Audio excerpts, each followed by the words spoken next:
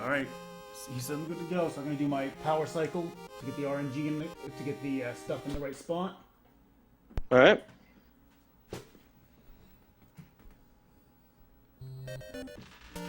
Alright, first thing, and most important first thing, this is Crystallis.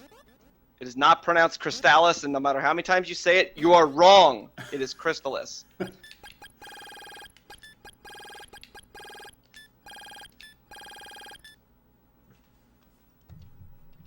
I don't have my timer open. I want to at least keep track of it on my end. You want me to count? Nah. Alright, go ahead and count for Feasel then. He asked you to. Yep. I'm gonna go ahead and just start. So we start with the timer on character control. So in 3, 2, 1, go. Okay, so this is Crystallis. As I said before, the reason for the power cycle at the start of this is that this first little NPC that's the little girl that he walks through, that's actually programmed into the game's RNG, that if he's at default RNG, he's able to walk through that NPC. First thing you're going to notice is he's going to go straight to a guy and who's going to give him 100 gold. That is a story trigger. He's then going to run straight to the shop, buy an antidote and an alarm flute. The alarm flute is required for the actual story to progress. The antidote is for safety. And the reason for that is because poison in this game is deadly.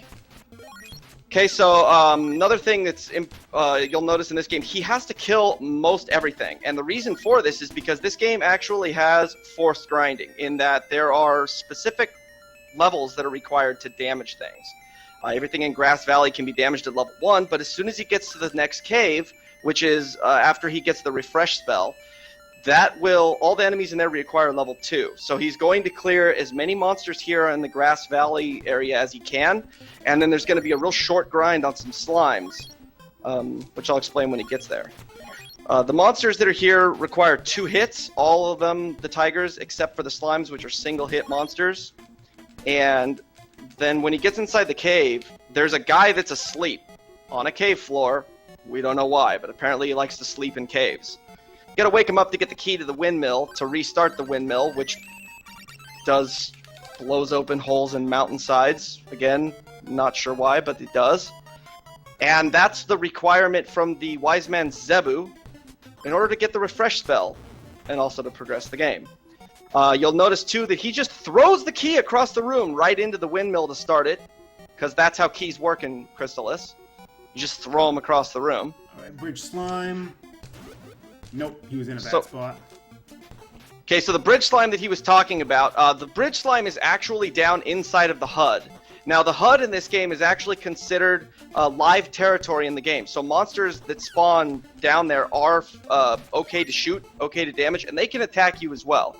The slime grind you just saw, he was going to 22 experience before he went back out into the field. That ensures that when he clears the field one last time, he'll be at the 30 that is required to get level 2, and then he can progress the game. Where is this guy? Oh, he despawned. I've never seen that happen. Oh well, I'll get this guy instead. That's rare. Normally, it's the guy on the right that you just killed that despawns, not the one at the left. Yeah, I've never seen that guy despawn. Okay, I'm gonna put That's rare. Okay, so he got the refresh spell, and now he's entered the next cave. This is the vampire cave. All the monsters in here are required to be level 2 to hit, as I said before. And this is the first place in the game where you'll meet your first status ailment, which is poison. The red slimes in here can poison you upon contact. It's an extremely high poison rate, and poison is deadly. It doesn't matter what happens. He got some despawns there on the red slimes. And poison will tick you all the way down to 0, and then as soon as it happens, you're dead. The game doesn't care. So that's why he bought that antidote, just in case. Slimes also move very randomly. There's no controlling where they're going to go. They're just going to go where they want. If they decide to move towards you, the likelihood is you're going to get hit. So he's at 28 experience right now. In order to proceed to the final section, he needs to be at 37. So he's going to do a short grind here on this slime and this wyvern, whatever it is. And then he's going to go ahead and progress all the way through. Now, assuming that he gets no despawns all along the way, It should get him to exactly 60. However, because he was at 28, it would get him to 61. But XP does not roll over, so that 1 XP is going to be lost. The reason we get level 3 is because the boss, the vampire, requires you to be at level 3 in order to take damage. So this first boss is aptly named an RNG fuckfest. And the primary reason for that is because he teleports randomly all over the place. And if he's giving you a bad pattern, which right now he's giving... Well, he cooperated at the end, but he can teleport inside of you. He can teleport back and forth across the room. And there's just no way to anticipate where he's going to be. And he can royally hose you if he so decides.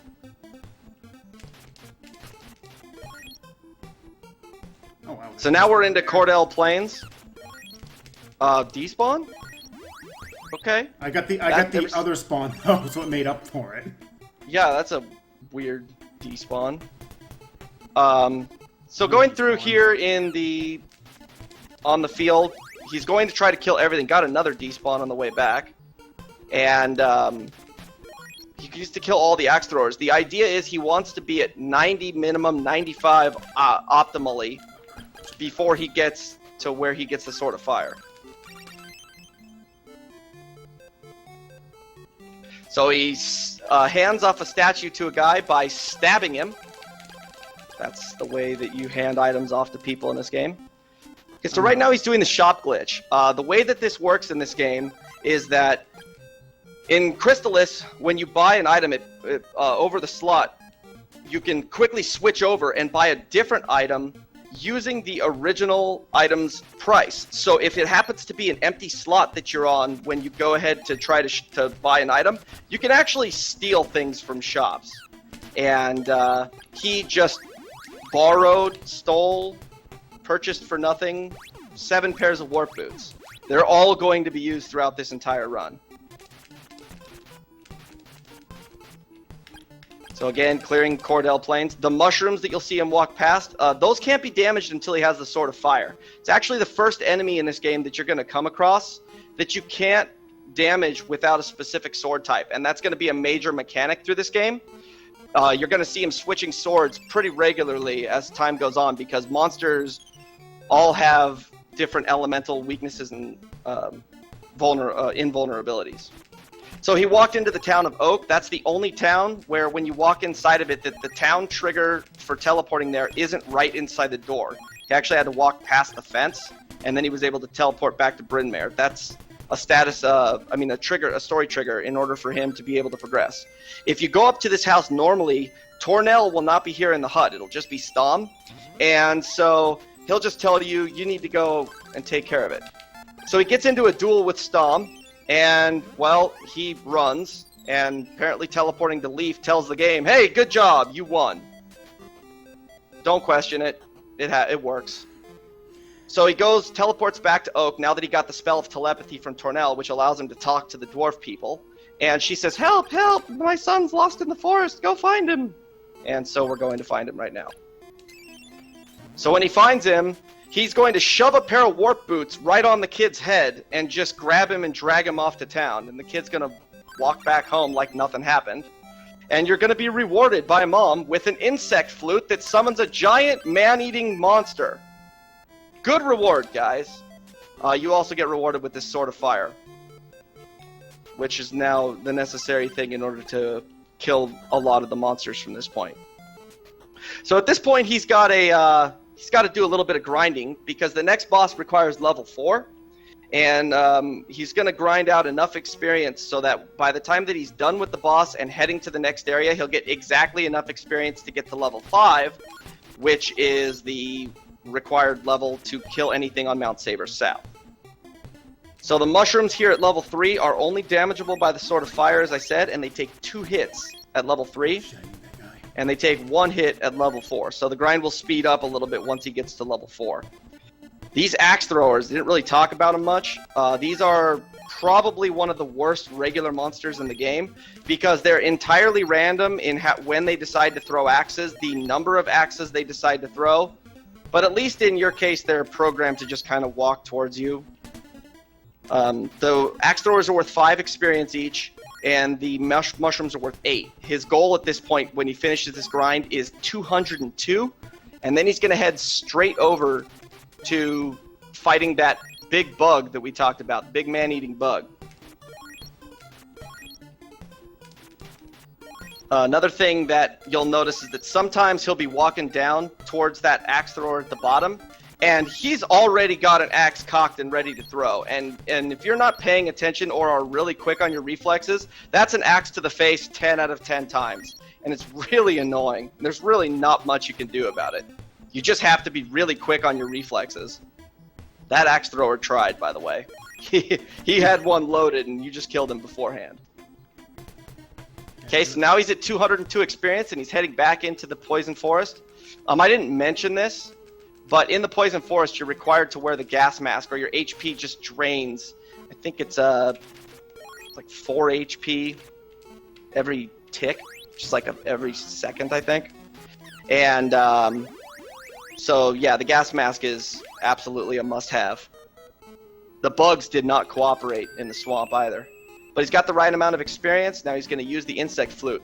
He got a near frame perfect trick there where you come out of the menu and hit the button, but it's to activate the insect flute, but he still managed to keep his charge. And that's important because he's in the perfect spot to be able to shoot him right away. He doesn't want to have to charge.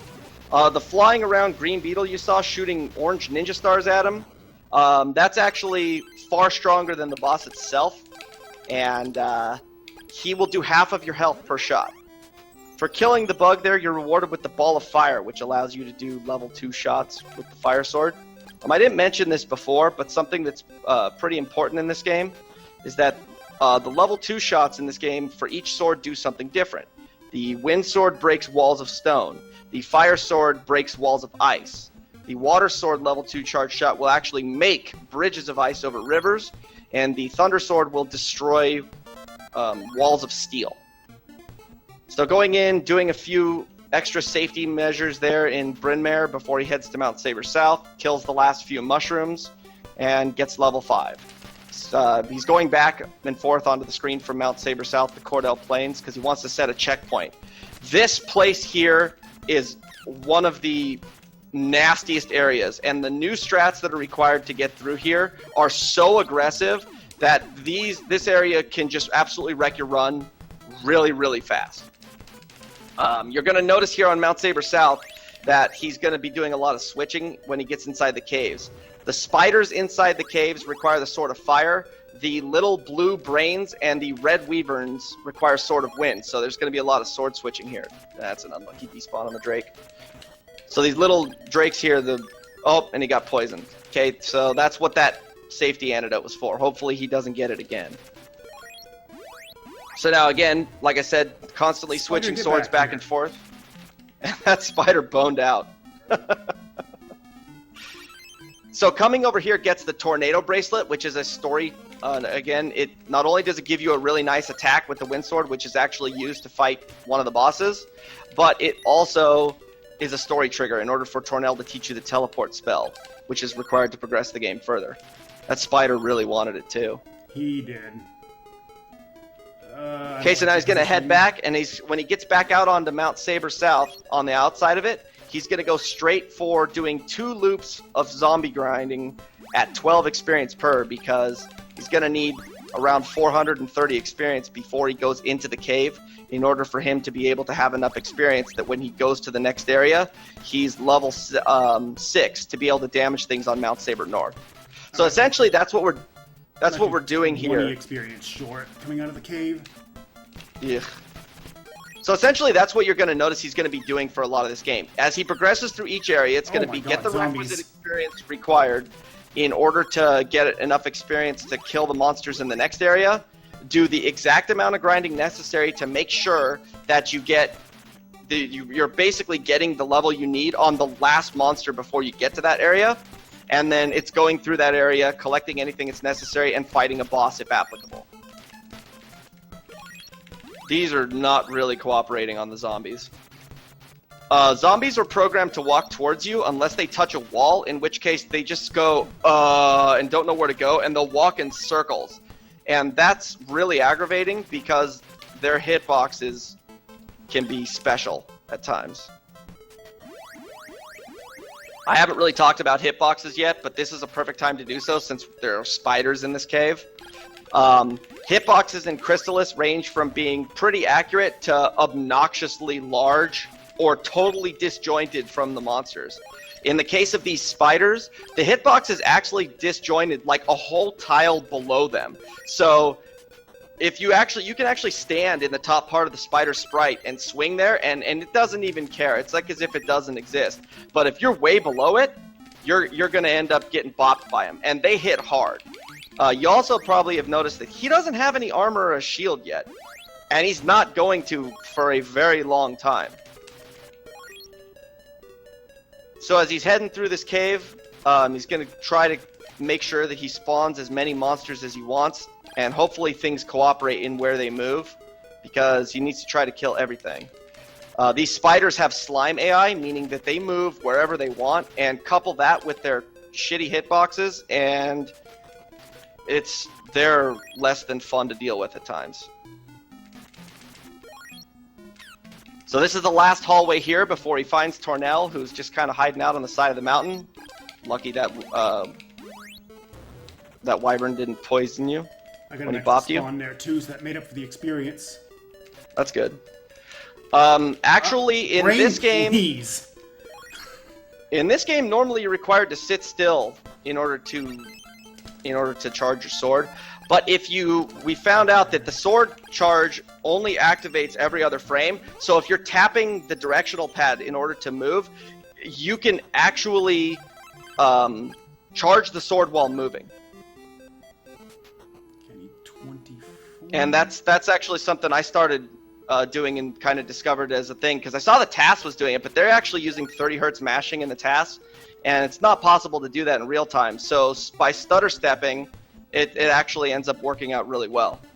So he's going to try to get one mushroom here or two slimes. Nope, he's going for two slimes, which is going to get him the amount of experience needed. Coming up here on Mount Saber North, there's a trigger skip. So there's actually basically two big boxes there where normally you're supposed to do a story event that takes you back to Leaf to let you know that all the people got kidnapped. We don't really care about that though. So he's just going to walk. Actually, there's a space where there's basically a pixel wide that you can walk right between the trigger, and the game just goes, all right, whatever. So these Dragonian soldiers here are annoying for many reasons. First of all, they move like idiots. Their sword has a much bigger hitbox than what it looks like, and they are only vulnerable to the Sword of Wind and take a lot of hits. So by jumping, you can damage them without actually them being able to retaliate, because in this game, you kind of have pseudo 3D movement. And what that means is when you jump, your character sprite goes up like you're jumping, and it removes your ground hitbox. But what it doesn't remove is your sword's hitbox. So whatever position on the screen your sword is at, you can actually stab. And this lets you shank monsters that are above you, and without actually being able to be damaged. So this is the plant grind here. It's a fairly long grind. He's shooting for 1100 experience, and so basically the plants are worth 15 experience each. So every loop that he does is worth 30 experience, and there's really nowhere better to grind. The soldiers, while they're worth 25 experience, are far too unreliable and move way too awkwardly in order to be, adequately farmed. So this is the best spot to grind experience here. He'll charge to level 2 for a couple reasons. One, the level 2 charge shot for Fire Sword has a multi-hit box. Basically, every one of those little clouds that you see get shot out is considered a damage trigger, and it can hit multiple times as it keeps pushing the enemies back. And it does more than enough damage to be able to kill both of the plants with a single shot. So it's just the most optimal way to be able to handle this. There's some monsters coming up, some blue ice golems. If you stab them with your sword at level 6, it'll make the sound as though you're doing damage to them, but you're actually doing 0 damage to them per swing. So you can swing at them forever and ever and ever and ever, and you would never know that you're not damaging them. and they just take way too long to kill using charge shots, so you're just going to try to jump past them. Only they're really good at sniping you, and we'll hope to see that one doesn't do it here. So he's going to head through this cave. He's got 2 ice walls to break, and he's got to, get past a number of these ice golems. So we'll see if an all-star here is going to snipe him as he tries to jump over it. Yep, there it was. As soon as he jumped past it, the guy just threw the football right into the back of his head. So he's got a couple of ice walls here. He's going to skip these soldiers because they're not worth killing. The reason why he saved 100 experience is because while he does have to kill some soldiers, there's actually a couple of pairs of them that group up into a nice pair of 2 of them. And if they cooperate, they'll just basically stack up and he can shank them real quick. The first one was going left, so he wasn't going the right way. The second one here is also going the wrong direction, so he's going to have to make it up elsewhere. And he got the despawn on the way through there. Wow, these soldiers are special. Okay, so now he's got 2 ice walls to break here, and then inside of the jail cells, he's got 2 more ice walls that he's going to need to break. He's going to go through this first one on the left, and that's going to get him the key to the prison, which opens the door at the top of it right after the boss. And then the one on the right actually is the path that leads to the boss at the top of the mountain.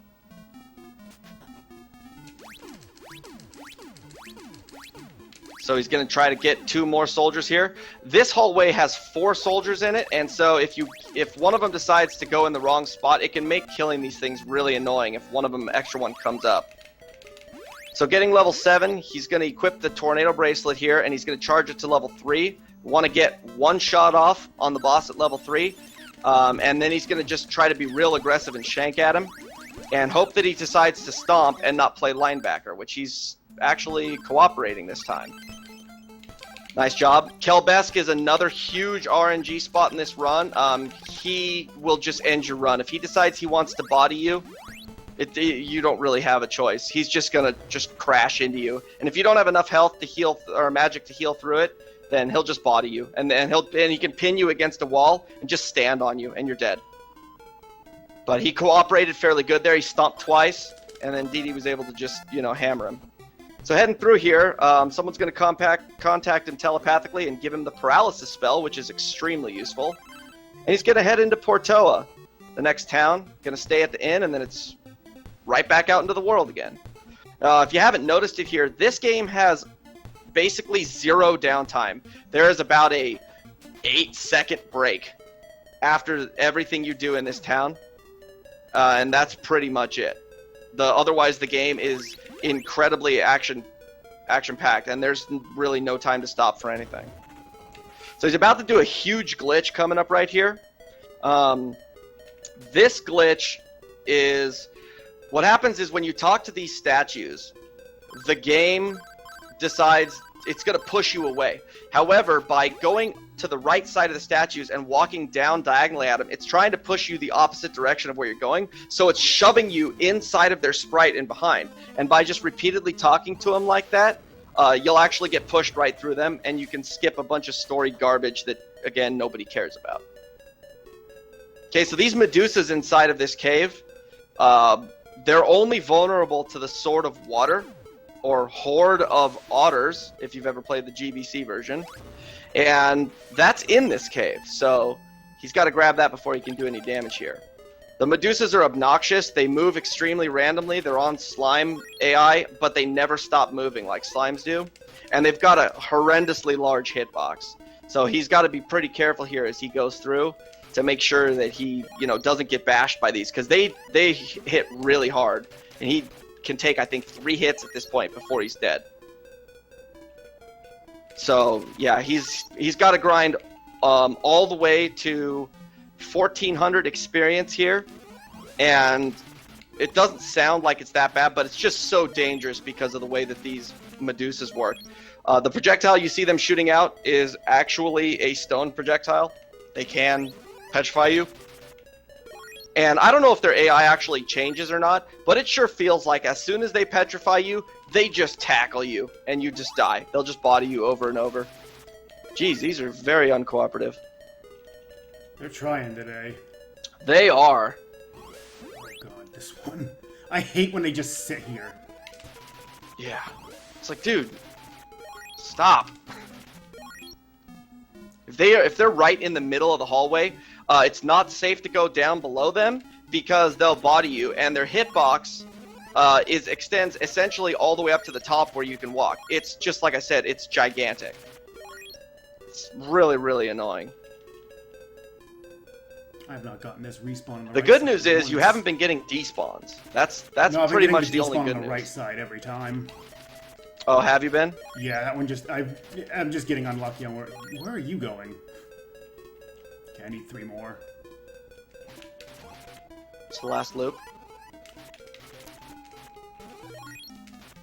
So the paralysis spell costs 4 MP and basically just freezes a monster for a few seconds.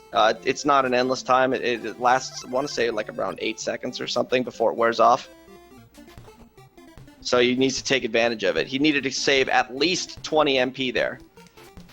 So here on the field, before he goes into the next set of caves, there's 2 caves here that he's going to be going into, the Crystalis plant cave and the fog lamp cave, and both of them require you to be level 8. So he's going to be killing things here out on the field to be able to get enough experience so that right before he gets that flying plant... Wow. I forgot I didn't have paralysis equipped either. I just tried to teleport him to death. I saw that. Flying plant really wanted it. Flyers in this game are really annoying for 2 reasons. One, the direction in which they come on screen from and the speed at which they come on screen from is kind of random. And they can move really like super fast where they almost kind of teleport across the screen if they so desire. But when they're off screen, they don't move very quickly. They're actually pretty slow. So as I told you earlier, the water sword can make bridges over ice, over shallows there. So you saw that ice bridge he was able to cross the water. There's a few places in the game where that's necessary in order to proceed. I think there's like 8 total, 9 total in the Wow, game. that shot! Whew! Wow! Talk about a close shave. Okay, so the monsters in this cave are all weak to the fire sword, with the exception of the wyverns. But they're only worth 10 experience. They're the same ones from Mount Saber South. They're a different color. So doesn't even matter about them. But everything else is weak to the Sword of Fire. And there are stone walls in here, so he's going to have to alternate back and forth between Fire Sword and Wind Sword in order to, clear everything out through here.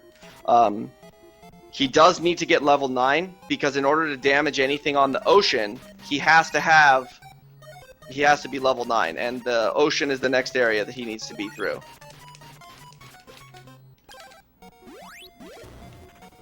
So even though, you notice that the monsters, or that the XP values are jumping up dramatically every level, every time you progress to a new area, the XP jump per monster kill goes up, substantially as well. And so it's very important, that you only grind exactly what you need to, because the next area will always cover it. So he's going to make a pit stop here in Porto, and he's going to do some story elements that are necessary. Part of the reason for doing that is because it saves him a menu later on, and there's enough menuing in this game without having to add any extra menus in. So coming behind the palace here, there's a waterway that leads into the fortune teller's shop.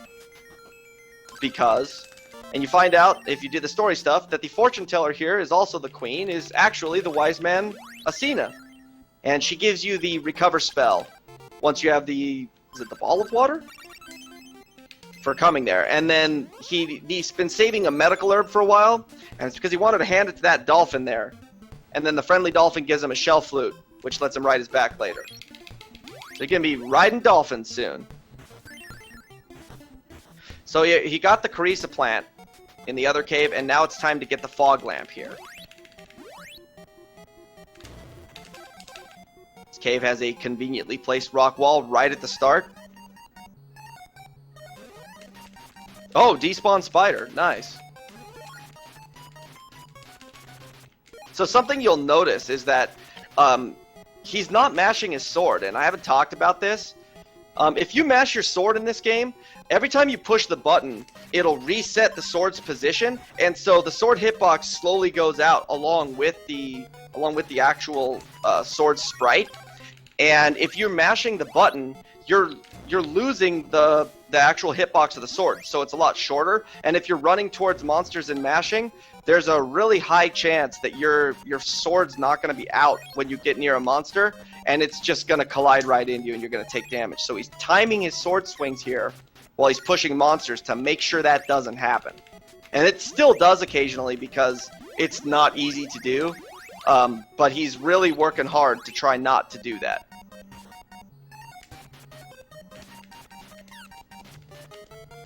Another thing you may have noticed is that when you have just a ball, you're required to equip the ball of whatever element in order to get the level 2 charge. But if you have the bracelet, as long as you don't have any other bracelet or ball equipped, you automatically can charge to level 2. So once you get the bracelet, it saves a lot of menuing as you're switching swords throughout the game.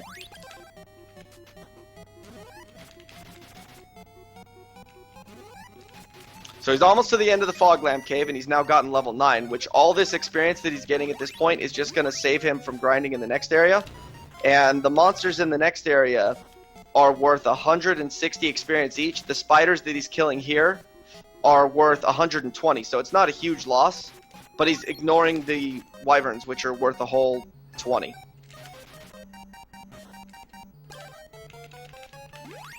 They still can poison too, which is annoying. And don't worry about his health. It's not important. He's going to be teleporting back to Porto as soon as he gets the fog lamp anyway, and he's just going to hit the end to clear it. Yeah, fortunately, poison becomes a lot less threatening once you get to about this point in the game. Yeah, not only do you have the ability to get rid of it because you have the recover spell, but your HP is high enough that it almost doesn't really matter as long as you're not taking a lot of other damage. So again, he stabbed a guy and stuck the guy's fog lamp on the end of the sword and just shoved it right into his chest. Because again, that's the proper way to hand items to anybody. So walking into that house and talking to Kensu there is required in order for you to be able to use the shell flute to get on the friendly dolphin. So he's going to make a pit stop here in Joel, which is a town that if it wasn't a required thing in order to be able to enter the next area, you'd never stop there for any reason because it's totally unnecessary. We'll explain why in a bit. So here on the ocean, there's two main goals. One is to get the love pendant, which is required in the next town to get the change spell. And two, it's that he needs to grind to level 11. He's going to grind all the way to 11. And he's going to do it off of these turtles in the next game. They're either turtles or jellyfish. I've heard it both ways. Can't tell. The one thing that is consistent is that their hitbox sucks. They're just like the spiders. In fact, basically, they're a spider that doesn't have legs as far as the hitbox is concerned. So it's disjointed way down. You'll notice that sometimes he'll be swinging and he's not even close to the sprite, and yet he's still shanking the monster. So that's, they got annoyingly large hitboxes, or annoyingly disjointed hitboxes. And on top of it, they poison. So yeah, they're annoying. But they are worth 160 experience each, and there's 9 of them in this cave. 8 of them in this cave. And so it's absolutely worth killing them. 6 in this cave. I can't math tonight. 6. Don't worry about it. Yeah, that's right. It's 960 experience you get for every loop, which is 6. That's right, 160 times 6. Yes.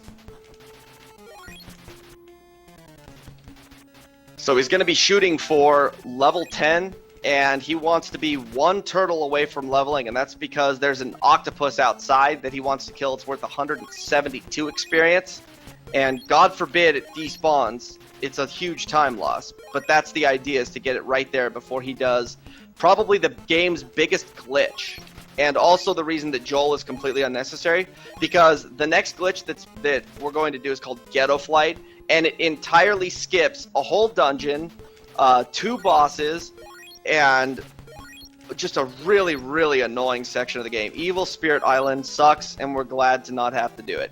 Period.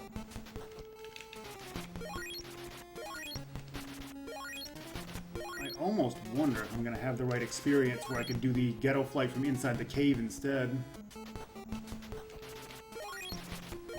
I might be a little too high for that. Like, it's only faster if you have to kill... If you're last level one up on the turtle near the land. Yeah. So it's basically only worth it if you have to kill all 6 inside the cave. And I don't think that's going to end up being it. So the way the Ghetto Flight actually works is that when you use the rabbit boots, the rabbit boots are programmed to do a 1-frame copy of the spell Flight. And when you are on the dolphin, when you're getting off the dolphin and getting back onto the land, there's a small window where if you can actually make inputs, and if you input nice. Why can I not get that in real runs? That was special. Okay, so it's a really tight window. Like I said, you got a couple of frames in which you can make inputs. It's one frame. If you actually it's 1 frame, and perfect. if you trigger, if you jump out towards the ocean, the game goes, oh, you're already over the water, so we can let you jump out onto the ocean, and it'll act as though you're using the flight spell, which you'll probably notice that it was draining his MP, and that's because the game thinks he's using flight, and that's why it's called the Ghetto Flight. So in this town here, he gets told that Kensu's hiding, and he needs to find him in order to progress, basically. So what you got to do is walk around town randomly paralyzing people till you find the right guy. When you find him, he teleports, and you have to do it a second time. He gives you the change spell, which is required to progress. But we're going to make a quick detour here and go back to Bryn Mawr, because now there's a spot over here where he can make an ice bridge to get across, and he's going to a town full of women called Amazonas. And they're a bunch of feminist jerks, and they won't talk to you if you're a man. So we bypass that by changing into a woman. It's also required for you to be in woman form in order to give Orisa the Carissa plant. And she gives you the Bow of Moon, which is a required story item. And then walking down into the basement is where the Blizzard Bracelet is, which is extremely useful on the next boss. Trying to fight Mado without the Blizzard Bracelet is... Good luck with that.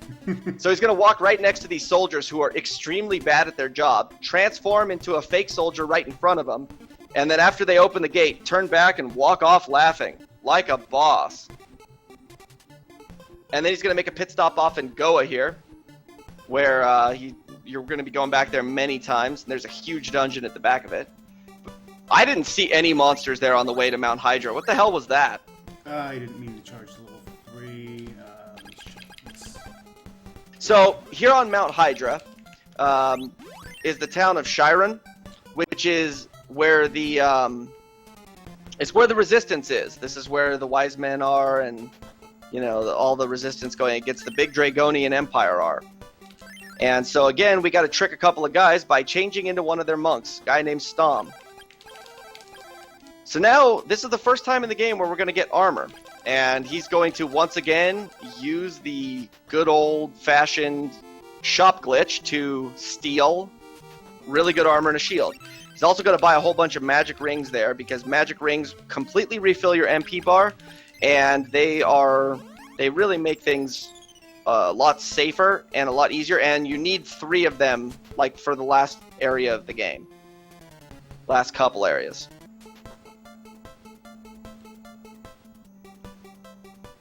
So now he was given the key of Styx by Zebu up there at the top of the town of Chiron, and that actually opens the cave to get into the cave of Styx, where the Sword of Thunder, or Sword of Shankar, is actually hiding. These mudmen are actually random when they show up. If the RNG calls for them to coalesce, then you may as well just stab them, because they're worth about 250 experience. So he's going to equip the Key of Styx here and the barrier spell, because there's a bunch of statues that are shooting things, and the only way to get past it without taking massive damage is to use the barrier, which blocks all projectiles. So now here we're introducing our favorite grind. This is Bert. This guy here, he's worth 672 experience. And what you're going to notice he's going to do is he's going to scroll off the screen, take a step up, turn around, jump, and jump back onto the previous screen, which lets him jump over Bert's sprite and get on the other side of him so that he can shank him and you know, get all the experience from him. There is nothing even remotely close at this point in the game worth the experience like Bert. So we're going to grind on him all the way up to level 12 and about 15,000 experience. And while this may look fairly simple, in execution it's really pretty difficult. And if he happens to screw it up, the good thing is that if you're immediately holding up when you change the screen down and you didn't jump, then you can just hold up and it'll screen transition back without actually taking any damage. So you won't really screw it up so much. You just will lose the time that it takes for the screen transition. But yeah, our buddy Bert here, this guy just, man, he gets quite a few swords in the face. You'll notice too, if he does actually happen to screw up the jump, if you get hit once, unless you're super fast with your inputs and really good on reflexes, he'll usually hit you twice, sometimes 3 times if you're unlucky. And that's just because you can see how quickly he fires the stars out, and he'll just blast you. And he does still does a fair amount of damage, even though he's got max armor at this point. The shots do less than actually touching him, though. Like, the shots aren't that bad, but touching him does a crap load, even with this armor. Yeah. So again, he's shooting for just about 15,000 experience. It's just over 16, at which point, actually. Oh, it's 16? Yeah, 16-1. I thought it was 15-6. Did you change it? No. It used to be 16-8 at one point. Now it's, yeah, one more kill. Oh. Okay. 16-1, there you go. This experience value has changed quite a few times over the course of the routing of this game. Yeah. So here through the rest of the cave, there's a few puddles. Wow, and they are all forming in front of him. That lizard he walked past is vulnerable to wind, not worth the sword switch. Even though it's worth good experience, it's not worth the sword switch. So if he can get one more of these lava men to form, he'll actually be able to save a kill. 2 more at this point. I got the 2 I needed, but I need 2 more, so it's not actually worth stopping if any more of them. They didn't. None of them popped up anyway. Yeah. All right, now for danger room. Oh god. Okay, danger room here is dangerous for 2 reasons. 1, these giant eyeballs are basically just laggier Medusas, and 2, there's a butterfly in this room, and its tackle does absurd damage. So you don't want to mess with this room like at all if you don't have to. So you get the Sword of Thunder, you get teleported out, you meet a guy named Azteca that you don't give a crap about at all, and he talks to you about stuff that you don't care about just so that you can leave. And he tells you, go over and check out Goa and go attack the Dragonian fortress now that you have the Sword of Thunder. But you get all the way there, and you get right up to this wall that you can't break because you don't have the Ball of Thunder, and they're like, everybody's dying, help! Only they're not dead. Guys, don't worry, they're not dead. As long as you don't talk to them, they're just sleeping. So we're going to let them all take a nap, and we're going to go meet up with the boss. This is my boy Mado here. He is the Ninja Cannonball. This guy is way cooler than any other Ninja Cannonball you've ever seen, ever. And don't ever let anybody tell you anything otherwise. Oh, shit. Oh, you're out of mana. I didn't even... that never happened, so... Yeah, I don't think that's ever happened to you. Well, he only needed 1 shot anyway, but... I'm like, wait a minute, did it eat? There's no way it ate the freaking input for that. I waited more than long enough. I was thinking the same thing. You shot it off, and I was like, huh. Okay, so Mado drops the Ball of Thunder, which is required to get the to break down that steel wall that you saw that was spitting fire. And he's going to make a detour to go get an item called the Power Ring. And the Power Ring is actually a story-required item in order to damage basically the game's final boss. Only nobody ever tells you that, ever. So, nice tackle there, Bug. That was really sweet. The bugs in this cave are annoying because they can come out of nowhere and blast you like that, and they spray out this powder that paralyzes you. And that's a problem here because paralyzing doesn't allow you to charge your sword, and you need to make a bunch of bridges here on the water, and then there's a steel wall right before the power ring, so he doesn't want to get hit with paralyze at all. Yeah, he has the recover spell to be able to deal with it, but if you don't have any, if you don't have to go in the menu and do extra menuing, like I said before, we don't want to have to do any extra menuing. So basically, once you get the power ring, you're going to equip it for the rest of the game and really never take it off ever again. So now that he's going in with the Sword of Thunder, he's got the barrier spell equipped to get past everything again, and we're off to the Fortress of Goa. This is the longest dungeon in the game. It consists of 4 bosses. 3 of them are refights, 2 sort of, because we never really saw one of them. And it's also got a great place that we're going to do some grinding here on some spiders. But in order to damage the next boss, he does have to be level 13. So he's going to have to kill a couple of these devils and stab a couple of ninjas in order to get the required experience. If all goes well here with Kelbesk, who, you know, is a refight, we saw him at the beginning of the game, he's going to basically stand still, stick his sword out, and die almost instantly. Part of the reason for this is because what the power ring actually does is it gives you an equal amount of attack power to your level. And at this point in the game, you're not intended to do that much damage per swing. So these guys literally just drop. Wow, dude, come on, Kelbesk, please stop. He doesn't care about his... Yeah, he's not going to care about his health here, because every time you kill one of these bosses, you're going to rescue one of the wise men, and that guy's going to completely refill your health. And he refilled all of your mana but 1? No, I accidentally popped barrier when I was trying to mash. Oh, okay.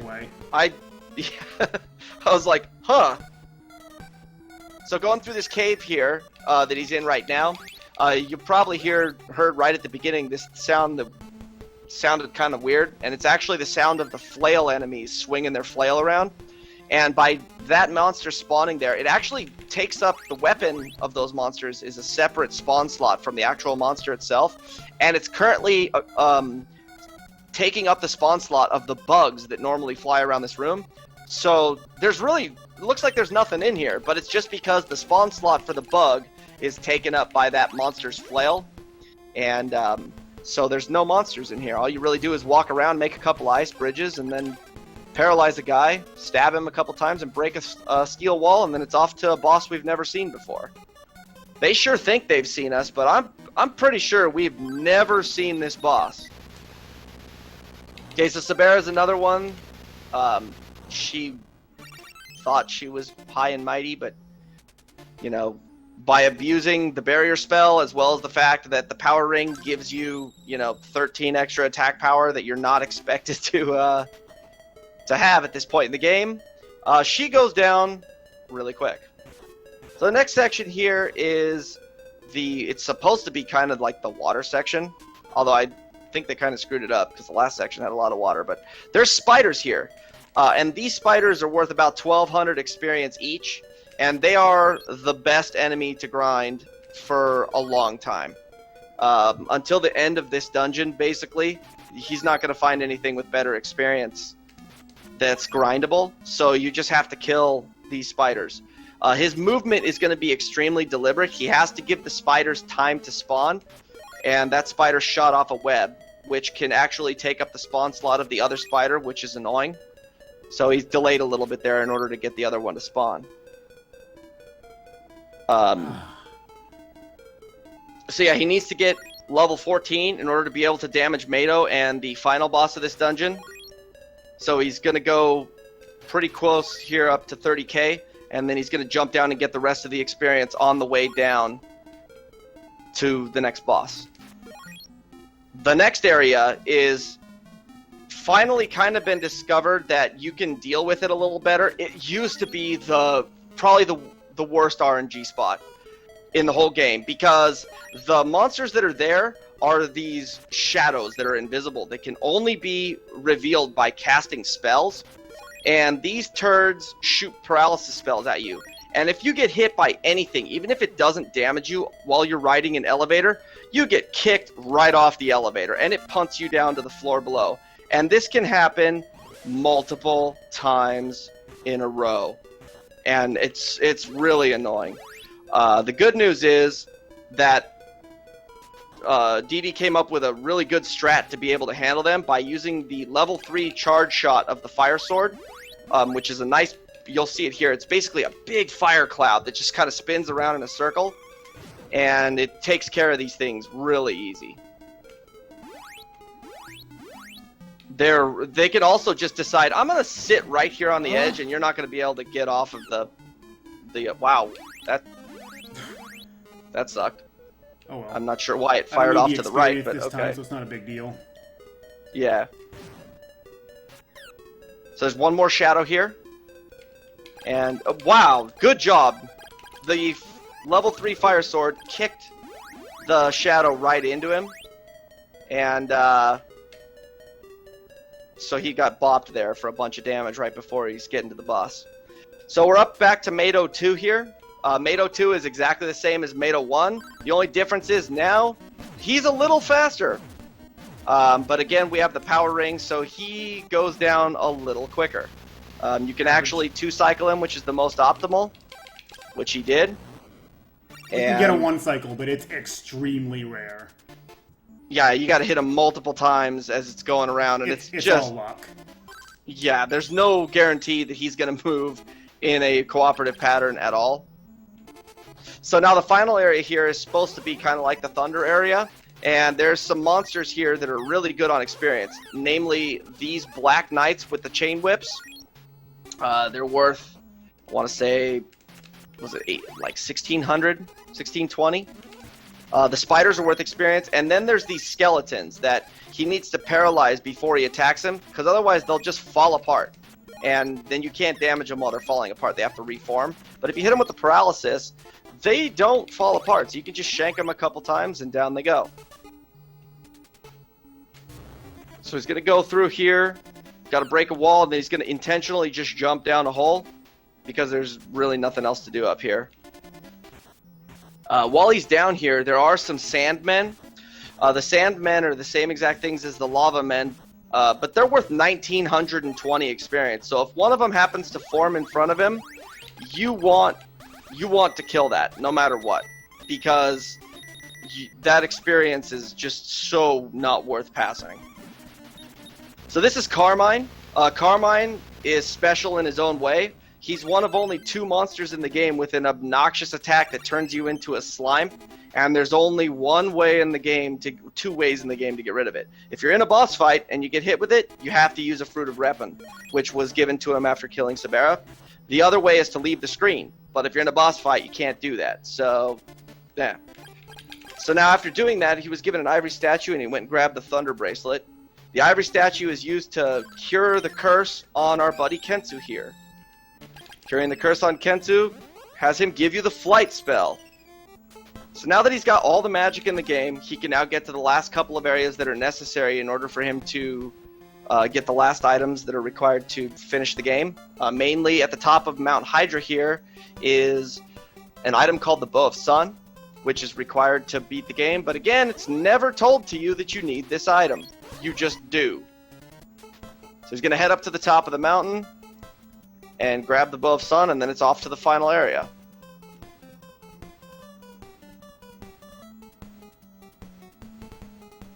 Unfortunately, you can't just fly right up the lava because the bridge is in the way, so you do have to go through all these caves. It's not that big of a, not that far out of the way, but it still is, you know, unfortunate. Wow. Okay. Wow. I've never seen that eyeball over there before. He just wanted a kiss, dude. Looks like he got what he wanted.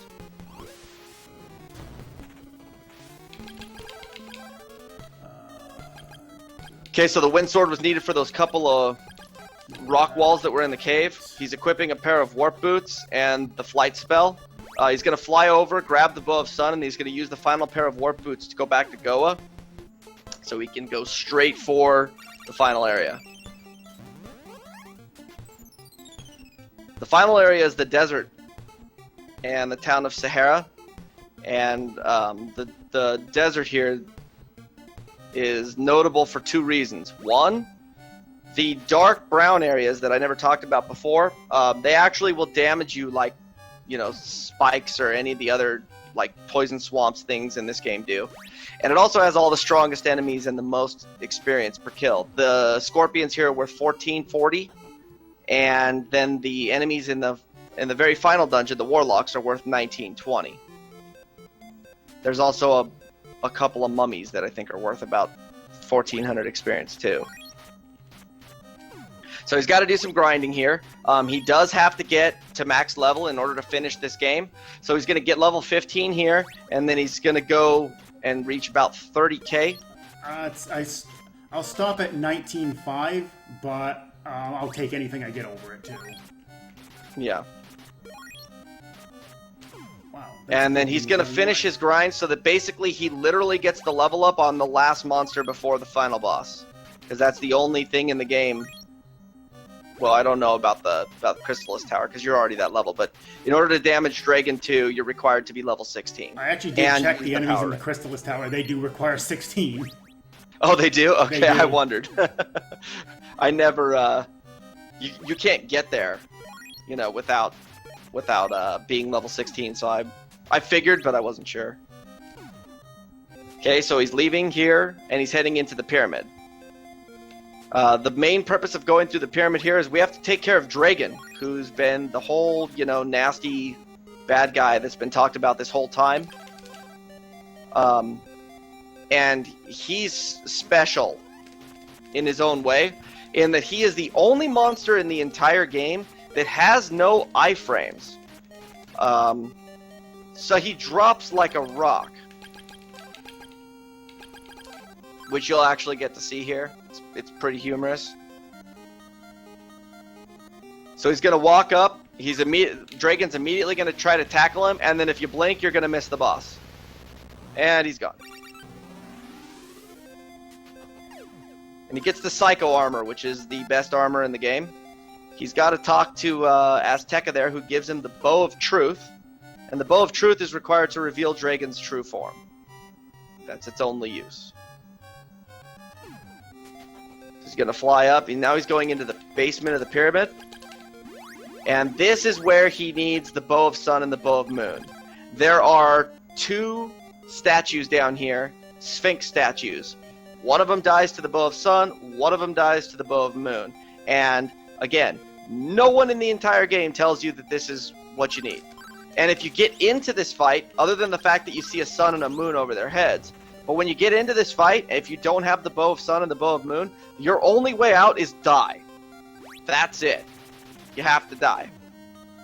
So the warlocks that are in this place, not only are they the strongest enemies in the game, they're only weak to the sword. They're only vulnerable to the Sword of Wind, which is the weakest sword in the game, and it causes them to take a lot of hits to kill. But they are worth 1920 experience. And wow, that shot, he tried. They use that same attack I was telling you about before that'll turn you into a slime, and you don't want to deal with that if you don't have to. There's a couple butterflies in this hall. They went right past him. I've never So he seen needs that 2 butterfly. more warlocks.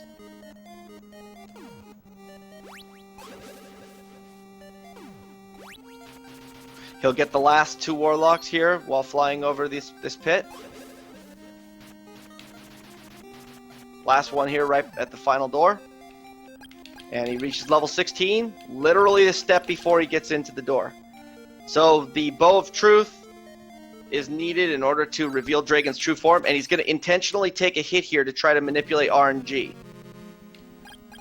The best pattern you could possibly get at this point would be if he just immediately opens up and starts firing lasers, which is the only time he's vulnerable. And he did. He cooperated. He went straight for the lasers. So he's going to be shanking away here. Oh. Got a lot of good hits. So now this guy here, since he's only vulnerable when he shoots lasers, he's got a bunch of other attacks. He can spit fire. He can make these balls shoot out. And there's nothing that tells him he has to do the lasers at any given time.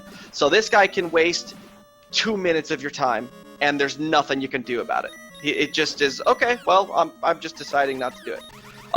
Running down at the bottom of the screen like that is awesome, because what that does is that gives him the longest laser pattern that there is, so he's going to finish him here.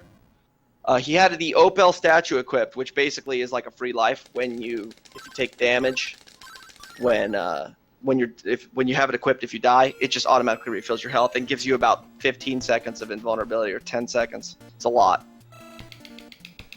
So basically, you notice there that Azteca guy was dead. Essentially, what he was is he tells you, "Oh, I was a robot that was created by an ancient civilization to lead the people in the right direction, and I wanted to purge myself of any evil. And when I did that, I created Dragon, which was basically the epitome of evil, as opposed to Azteca's epitome of good.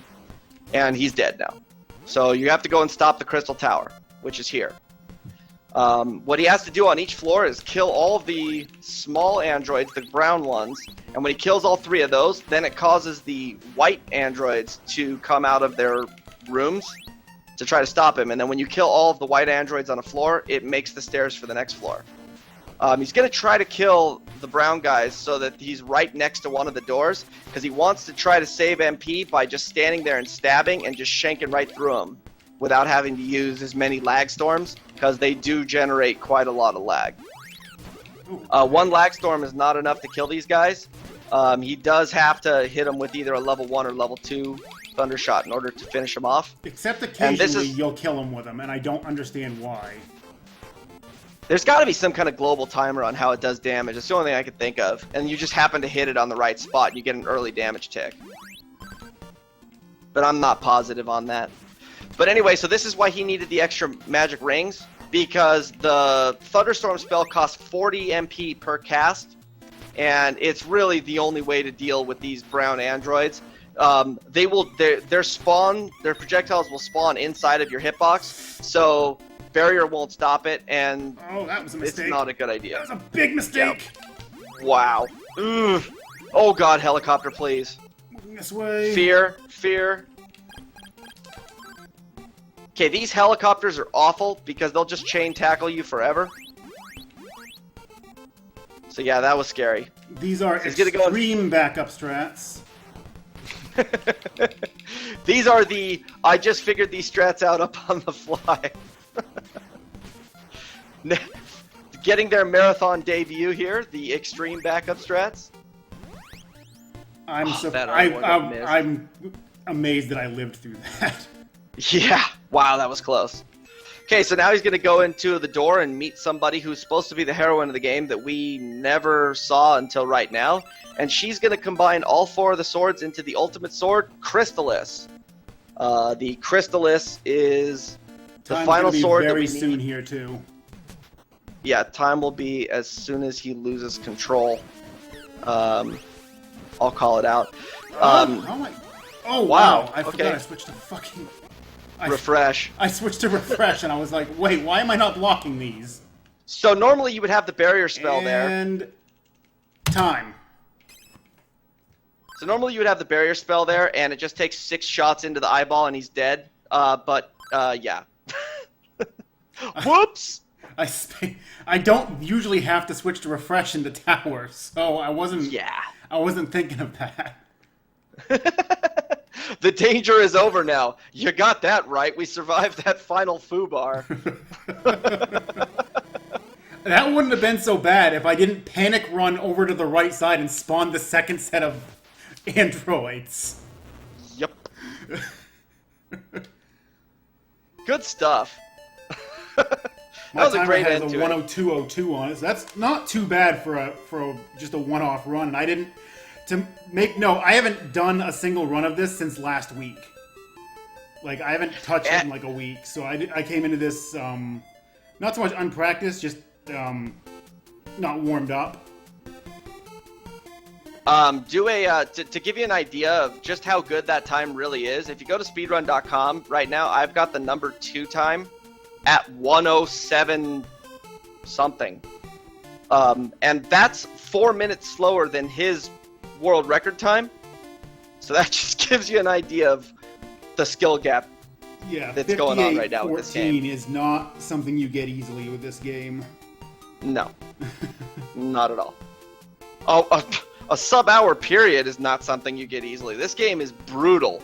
It is really brutal. Yeah, I've gotten exactly 1 sub hour, and that was the one. And that was the one run. That was the 58-14. I have not managed another sub hour yet.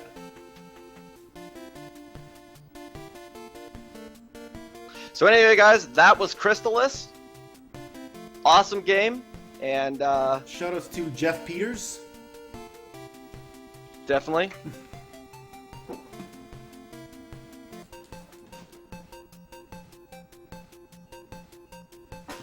Jeff Peters. A great man. And yeah, that's oh wow. Good stuff. Anyway, thanks everyone for watching. I will be back on Sunday. I got 2 more runs, Zombie Hunter and Goonies 2. So I'll see you in a couple of days. For now, though, stay tuned for Fazanadu with Shiner. And yeah, he's going to do things to that game. Oh, yeah. I hope to God he Ultimate Flight plans it. Yeah, that's all from us. Everyone enjoy the rest of the marathon. Thanks, guys. Thank you.